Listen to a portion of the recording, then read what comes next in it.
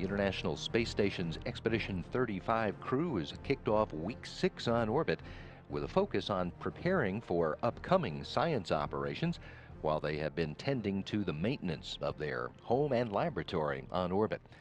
After this morning's daily planning conference, Commander Chris Hadfield performed some setup work for later activities with a variety of human life sciences studies.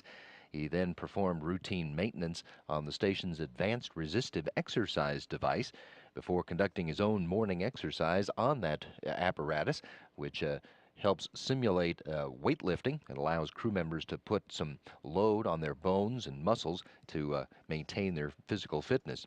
He also spent time today gathering materials for a Tuesday maintenance task in which he'll be replacing a water valve in the Columbus module. After lunch, Hadfield talked with students at an event launching the Canadian National Film Board's interactive multimedia website called NFB Space School. Hadfield then worked in the Unity module to set up for later testing that will be done to characterize the electrical current flow on board the space station. Flight engineer Chris Cassidy started his day replacing hardware in the combustion integrated rack to prepare for future operations with a variety of experiments into the nature and the behavior of flames in the microgravity environment. After lunch, Cassidy worked to set up camera equipment in the lab window for the EarthCam experiment, an experiment that permits middle school students to take pictures of specific targets on Earth from on board the station in order to complement their study of geography. Flight engineers Alexander Mazurkin and Tom Marshburn worked separately in the morning on computer maintenance tasks. Marshburn then stowed the American spacewalking tools that had been used by flight engineers Pavel Vinogradov and Roman Romanenko in Friday's spacewalk. Marshburn spent his afternoon completing his scheduled exercise as well as some maintenance work on the toilet in the U.S. segment of the station, while Mazurkin had his own exercise session and then Russian systems maintenance that continued after his lunch break. In the morning, Vinogradov and Romanenko completed practice with the Toru system. They are simulating use of a remote control system to fly a Progress cargo vehicle, if that were to become necessary, during the Progress's docking, which is now scheduled to take place on Friday. They followed that with separate exercise sessions, as well as Russian systems maintenance. And after lunch, the two crew members had a tag up with Russian specialists to review the activities of Friday's spacewalk. On Tuesday, the Russian crew members will be scheduled off-duty in order to get some extra rest after last Friday's spacewalk, while the 3 U.S. segment crew members will be working on routine maintenance and systems upgrades, plus some experiments in the physics of fluid flows and flame behavior, as science work takes a priority for the crew of Expedition 35.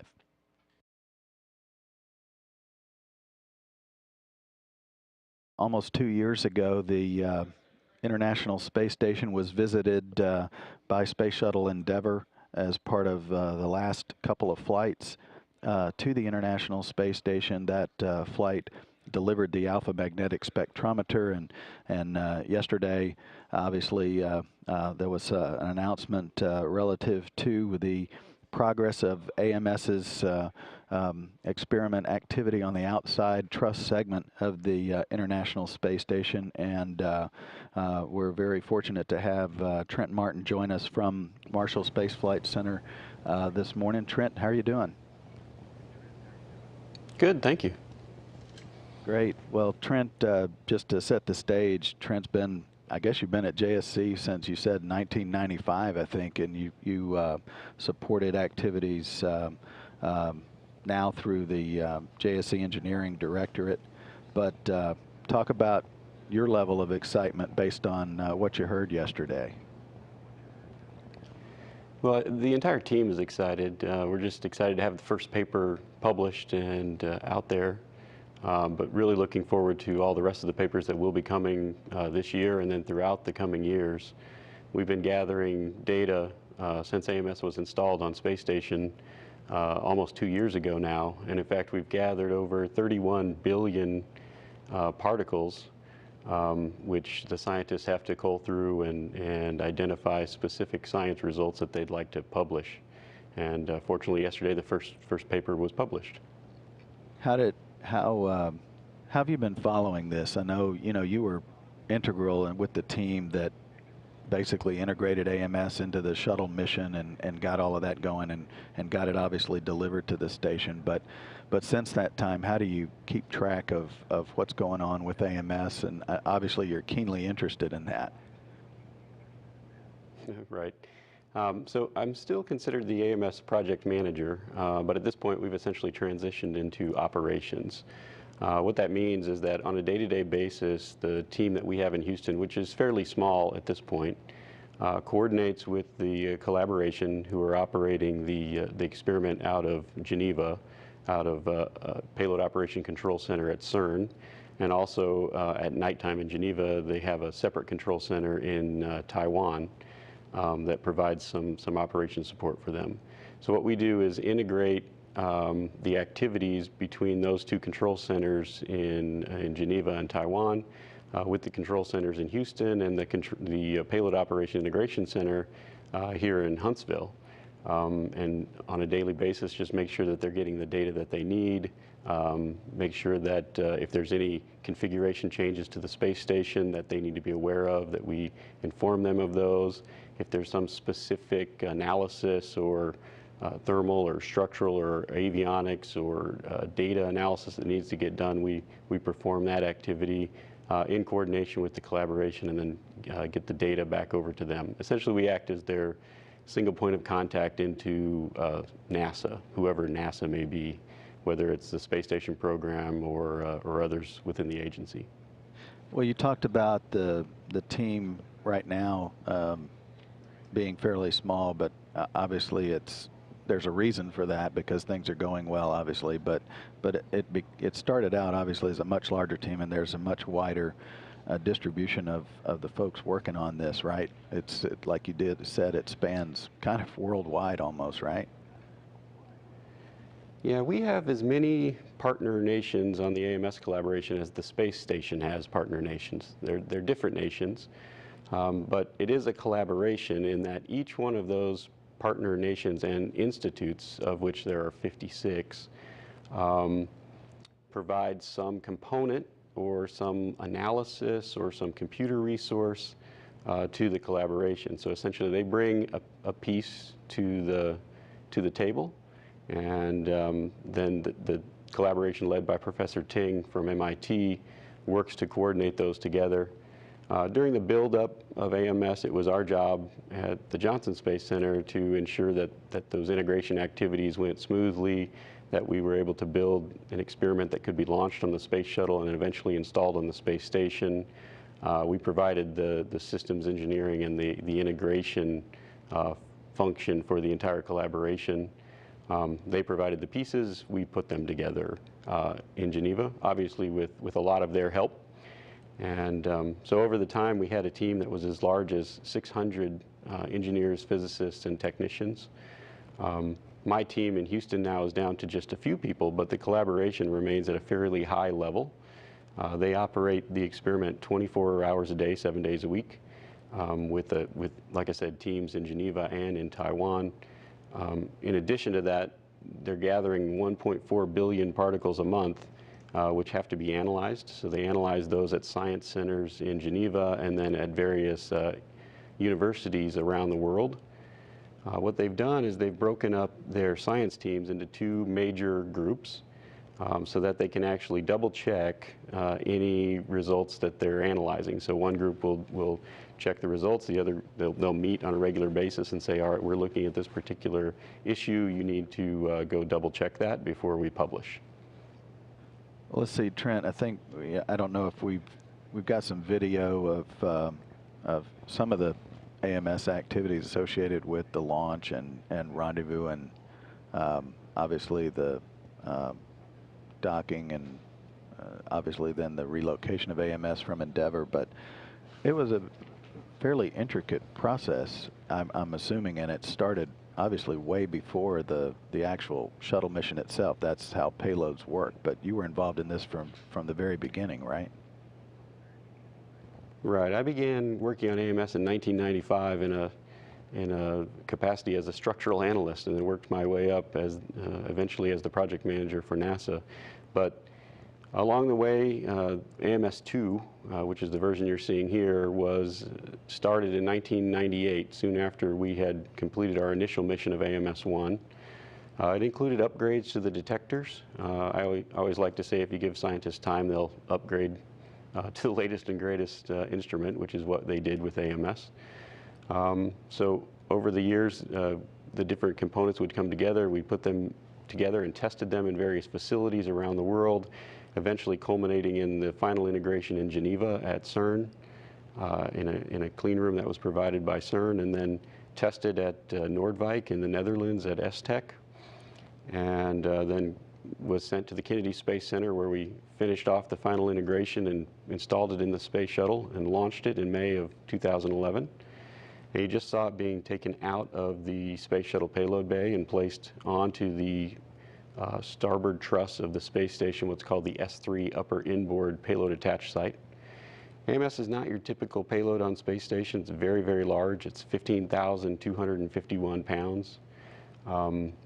It takes up an entire site where you would typically have, 4 to 8 payloads sitting on an express logistics carrier. And there you can see a nice shot of it right as we finished the installation in May of 2011. That's a great view, because that gives you talked about the size of it, but when you look at it on that space station, it really gives you a perspective of how large the space station is actually, because that is a large instrument, as you saw in the back end of the payload bay.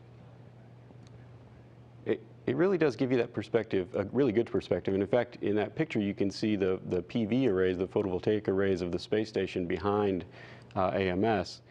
And one of the things that we've had to deal with over the first 2 years, which we knew we would have to deal with, is the thermal cycles that occur on space station. Every 45 minutes, one side is hot, the other side is cold, and then 45 minutes later, it's reverse.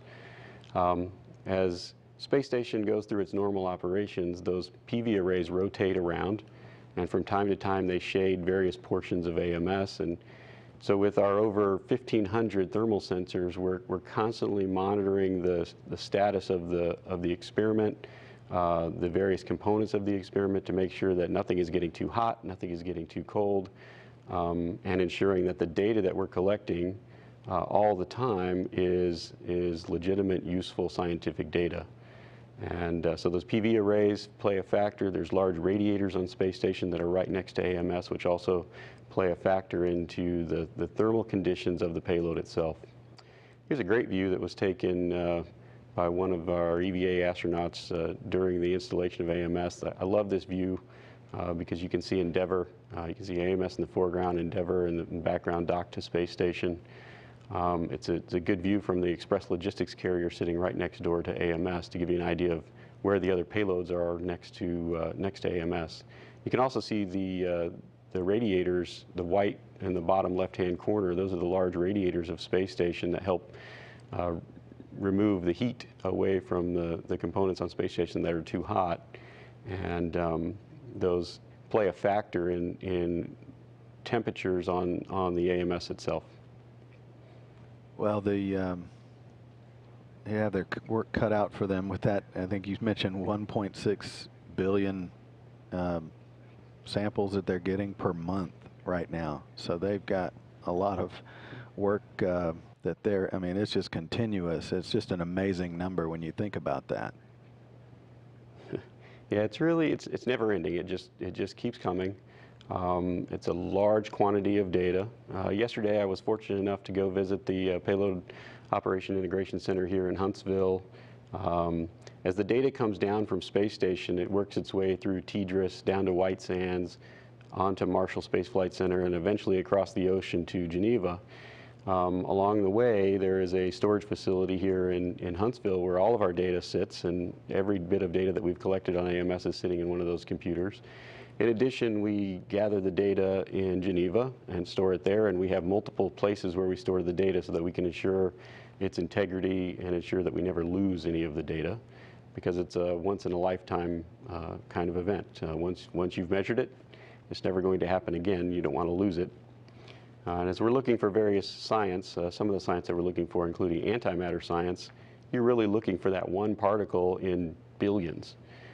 You may find that one anti-helium or anti-carbon atom, and it may be in that data that we already have collected. We just don't know yet because we haven't gotten to it.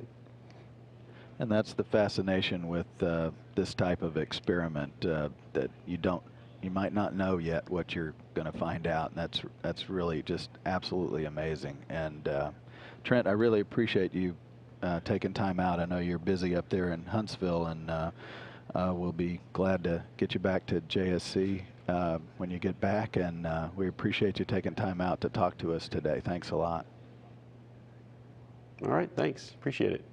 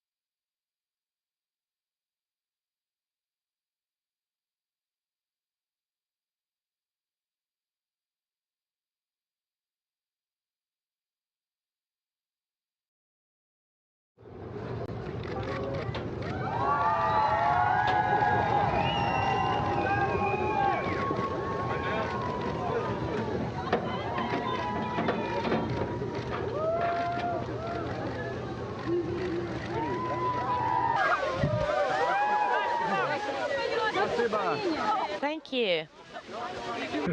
Another astronaut that had a similar background as me, Bill Shepard, who happened to be the commander of the first expedition on the space station, was the person that motivated me to apply and become an astronaut.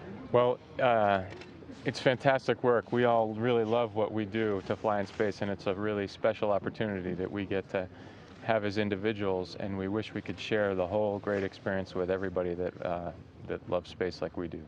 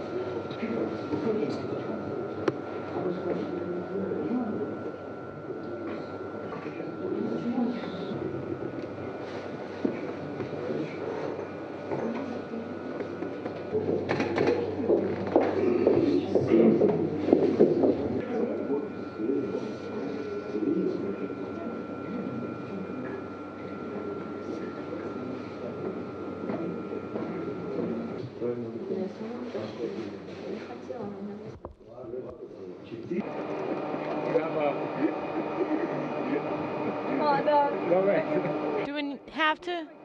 You have to. All right. Move the camera out.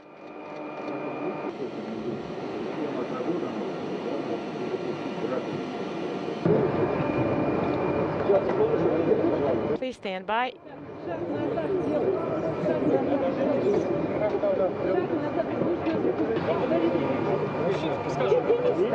Hold on. Please. That's it. That's it. 1, 2, 3, 4, 5.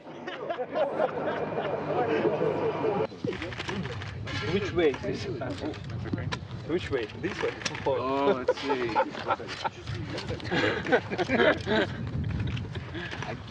Okay. Do we need some water? Let me put some water in there. Hold on. Hold on.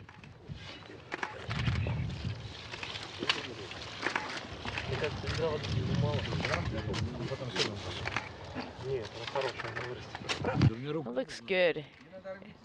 It's going to grow. Be careful. Don't overstrain yourself. I'm your doctor.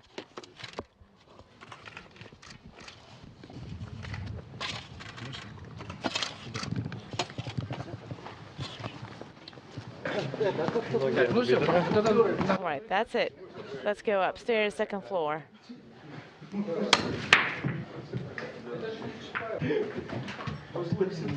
They're all cue balls here in Baikonur.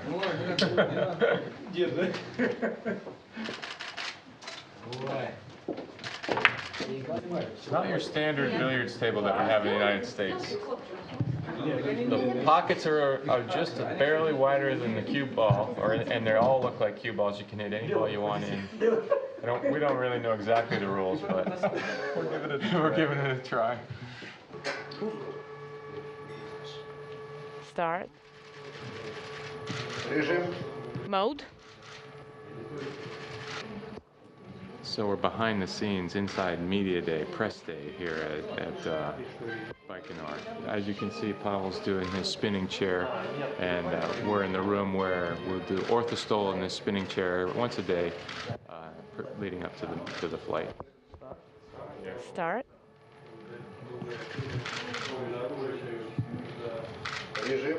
Mode.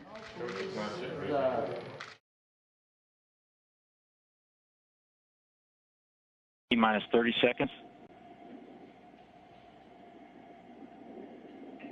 Mark. 30 seconds to launch. At T0, the two main engines will ignite after about 1.5 seconds to conduct health checks. Antares will lift off. Point of reference, the space station is 262 miles up north of the Michigan Peninsula at the time of launch. 4, 3. Go Antares. 1.